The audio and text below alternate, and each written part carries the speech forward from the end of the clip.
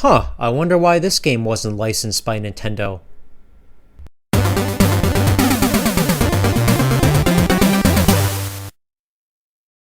Yo, what's up guys? This is pojr, coming at you with another video. So, setup's a little bit different than usual.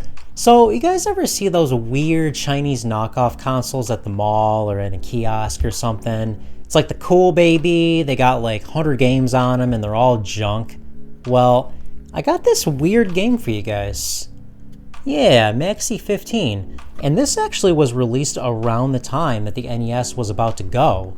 So, kind of weird. And the weirdest part about it is that it was actually endorsed by Hulk Hogan. What? Yeah, I don't know. We'll have to check it out here. So, let's get right to it. I'm the expert at tough challenges. 30 games, 1 cartridge, what power, intense play, Maxi vision. It's incredible, dudes. Alright, so here's a question, guys. If your parents brought you to an EB Games or a GameStop and gave you the option to either pick up 1 game or 2 games, which one would you go with? That's a dumb question. Come on. I'm gonna pick 2 games. So, to a kid, having multiple games was enticing. Companies were experimenting with putting multiple games in a single cart as early as the 2600. The box would say something like 66 games in one, when really, it was just many variations of the same game. Even Nintendo technically had their own multicarts with Super Mario Bros. Duck Hunt. It was a good idea. Consumers love options. You've probably seen those Chinese knockoff consoles in kiosks at the mall that have multiple games on it that are stolen. They're garbage, but some people do like these. But would you believe that a multicart with 30 games was going to be released on the NES? And these games were officially licensed, not by Nintendo, but by the publisher of the multicart, American Video Entertainment. At the time, the newly created company was fed up with Nintendo's policies and began publishing games on the NES without Nintendo's permission. Bigger retailers like Walmart and Target would not carry unlicensed games. So, American Video Entertainment decided to make an infomercial instead, and they even got Hulk Hogan on board. The infomercial is well made. From a kid's standpoint, this could get you really excited. You have a video game contest, an audience that is excited, and your favorite wrestler is talking about how great this game is. There are some issues with this infomercial, however. For one, what's up with that kid's NES? There's no branding on it, and there are 2 red circles on it. Where did he get that from? It looks like some kind of bootleg console or something. Another thing, this 90s looking hat wearing skateboard dude says some questionable lines. Out of all 30 games, I find my favorite has to be Menace Beach, Mike. Why is that? Why? Because of the intense sounds, the killer graphics, and the crazy characters. How do you like those 3D graphics? The 3D graphics are so intense that I feel like I'm actually in the game when I play. I don't know about that. We'll get to it. However, the biggest problem with this infomercial is the fact that it advertises 30 games. Unfortunately, the final product only received 15 games. Wait, why? According to art director and game producer Phil Mickelson of American Video Entertainment, the game was scaled down due to licensing issues and because it was cheaper to manufacture a game with half the memory. Yeah, that's right. Imagine ordering this in the mail thinking you're going to get 30 games, but then you only get 15. That's pretty irresponsible if you ask me. Alright, so since every game included with this collection was unlicensed, that means there was no quality control by Nintendo. That makes people assume that these games are probably bad. After all, many unlicensed games tend to be pretty low quality. But before we automatically assume this is a bad collection, let's take an honest look at the games included. First up is F-15 City War. This game I already happen to own separately. Every game on this compilation was released separately with the exception of 1, so that's pretty cool. Anyway, on to the game. The title screen looks decent, but the gameplay isn't too great. All your bullets seem to gravitate towards the center as if there's a black hole there. It's ambitious to try a 3D game like this, but it's executed very poorly. There's no depth perception. I don't feel like I'm in a 3D environment. I just mash buttons and hope I hit the target. The army tanks shoot cheese puffs at you, and as long as you're moving around, they can't hit you. The boss is a joke too. All you gotta do is circle around and keep mashing buttons, and you're bound to win eventually. The overhead stages are much improved. Actually feels like a game. But it's still pretty bland. There's only like 2 enemies total, and they're easy to avoid. There's no weapon upgrades either. Also, listen to the music.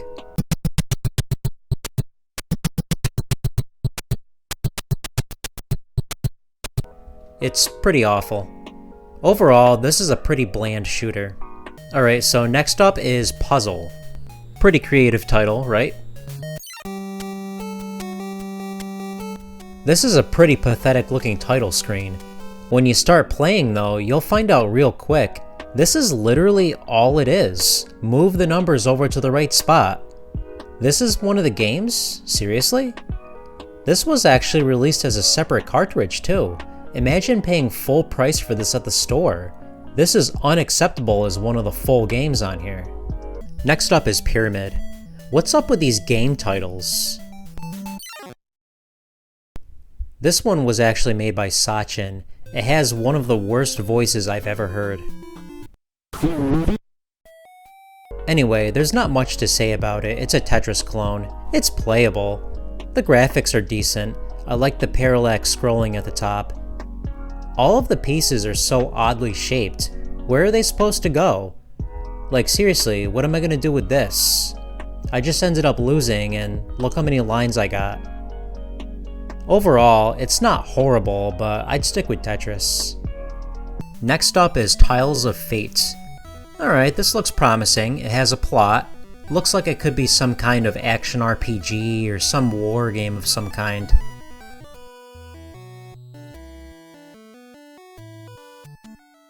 Wait, what? It's Mahjong? Come on, this shouldn't be on here. You guys took out half the games and left this one on? Again, it's another game that was released on a separate cartridge. And I can tell you right now, American Video Entertainment did not invent Mahjong, so the fact that they made this into a game and released it is unacceptable. Next game. Krazy Kreatures. This one is actually pretty cool. You line up 3 or more animals in a row in order to make them disappear, and it actually gets quite difficult later in the game. The controls take some getting used to though. For an example, I want to move my cursor over here, but I can't go through walls, so I have to migrate around. This is a more than acceptable entry into the Maxi 15 game list, and so far the best game on here. Next up, Double Strike. Nice title screen. This game was also made by Sachin.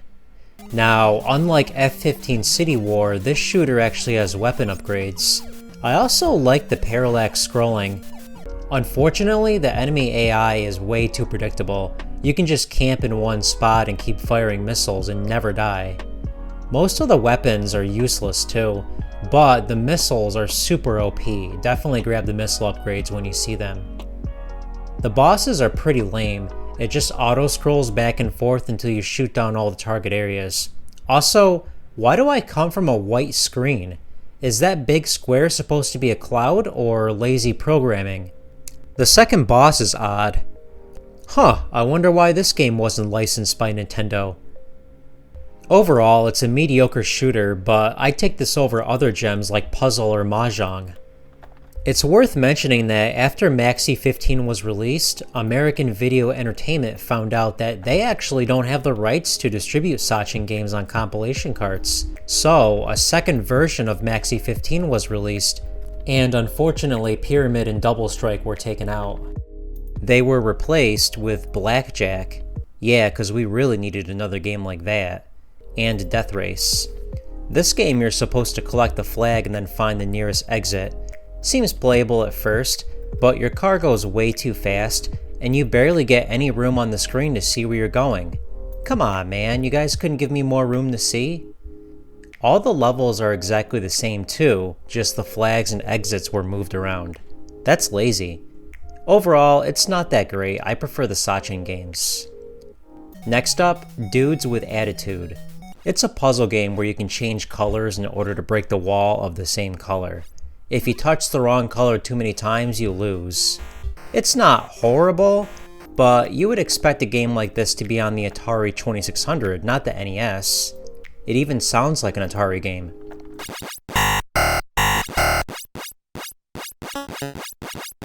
Overall, it's not the worst.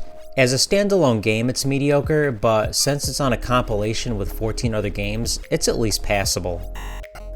Next game, Venice Volleyball. It's actually a decent volleyball game. The controls take some getting used to though. It's sometimes difficult to line up your shots, but I actually had some fun with this one. The graphics and overall presentation are good. This one, alongside Krazy Kreatures, could have been passed as licensed games, honestly. Stakk M. This is actually the only game on this collection that did not receive a separate release. It is only on this compilation. This is actually a really good Tetris clone. You can either match the same numbers in a row or line them up in chronological order. My only complaint, even just tapping down on the D-pad for a millisecond will force the piece all the way down to the platform. This caused me to accidentally drop a few pieces in the wrong spot. Otherwise, this is actually a really fun Tetris clone. Definitely recommended. Deathbots. This game is honestly an eyesore to look at. Way too much depressing gray on the screen. I also really hate how all the walls are at a 45-degree angle. Why did they think this was a good idea? Anyway, it's one of those run and gun type games. You get weapon upgrades, but I really need to criticize the menu. I have a lot of repeat weapons in my inventory. Why not just group them together? Like put X2 nearby or something. This game is actually pretty difficult and the enemies all gang up on you. Like, seriously, what am I supposed to do here? Also, the boss is kinda weird. I mean, who walks like that? Overall, this game is pretty mediocre. Rad Racket Tennis. Not much to say about it. They at least did enough with it to differentiate it from Venice Volleyball. I thought it was going to be a horizontal point of view, but they changed it, so it's at least different enough for it to be excusable. The controls take some getting used to, just like with the other game, but didn't take long at all to get the hang of it. The graphics are nice, but what's with the rodents? Is that some kind of joke that I'm missing? The music is fine, but it gets annoying fast. Overall, it's a decent addition to this collection. Chiller.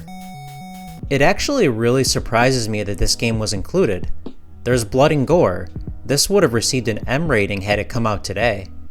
If you didn't know, it originally was an arcade game, but it was ported over here. A loose copy of this game is extremely expensive, so Maxi 15 is the cheapest way you'll be able to play this. There's not much to say about this one. It plays better with the zapper. You can use the D-pad, but it doesn't control well. It's probably way more fun with the zapper, but unfortunately I don't have a CRT TV. Overall, if it weren't for the blood, I think this would have been a great addition to the collection. But this compilation is supposed to be for kids, right? They show kids in the infomercial. Why did they think this would fly? Next game. Oh, come on. You've got to be kidding me.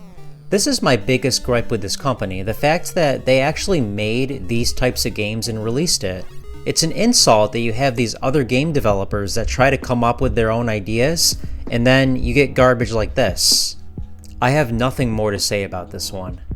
Alright, here it is, Menace Beach. Does it live up to the hype? It's alright. It's the only platformer on here. You play as a skateboarder that's out to save his girlfriend. It's one of those types of games where you have to beat up all the bad guys in order for the screen to move. Your character has this wimpy spin attack that never seems to hit anything. The controls are just really bad in general. It feels so slippery, and it's especially bad in the sewer stages because you have all those obstacles that push you back and forth. The graphics? 3D graphics are so intense that I feel like I'm actually in the game when I play. I mean, it looks alright, but I certainly wouldn't say it's 3D or eye-popping. The frame rate is horrible too. How is it so bad? Overall, it's not as bad as people make it out to be, but if they fixed the controls and improved your character's attack, I think this would have been a decent game. So, we should probably acknowledge that this game was developed and published originally by Color Dreams. Okay, that's fine and all, but there were quite a few Color Dreams games that were supposed to be on here but didn't make the cut. Why not? If the problem was licensing, why did Menace Beach make the cut but not the others? Instead, we got 3 games that seemed more like fillers than real games. Last game on here is Shockwave. This one is actually pretty decent. It's a puzzle game where you need to collect all of the crystals, but have to move the boxes out of the way in order to do so. Be careful though, cause you can trap yourself and have to restart the level. But you can pause the game and restart at any time at the cost of losing a life. They even added a password feature, which is pretty cool. The graphics are really nice as well. They could have just went with a plain black background and called it a day, but instead they gave us a space theme. The music is also pretty decent.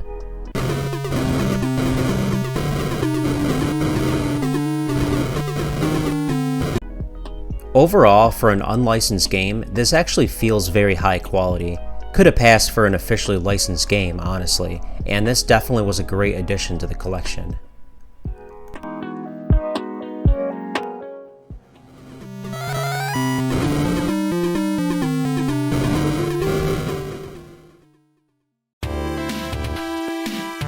Overall, I think this is actually a pretty decent collection. A lot of the games on their own are very mediocre, but on a collection with 14 other games, they definitely seem less bad. Imagine paying full price for one of these games. Would have been a waste, but the fact that it's mostly 14 mediocre games makes this a fairly decent collection. The game lineup could have been way better. I don't know why they didn't include some of the other Color Dreams games. Instead, they threw in some filler games that really had no business being on this collection. Obviously, this collection would have been better had it contained all 30 games, but as is, it really isn't that bad.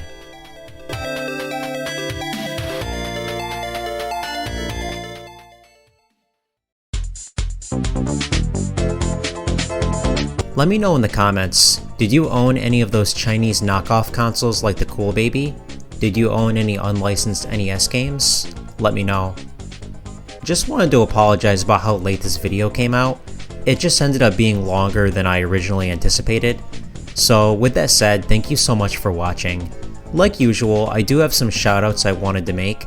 Thank you so much to NES World, The Cutting Room Floor, and Michael Stewart for uploading the very original infomercial. Give a like to this video and subscribe if you haven't already. With that said, have a good one, you guys.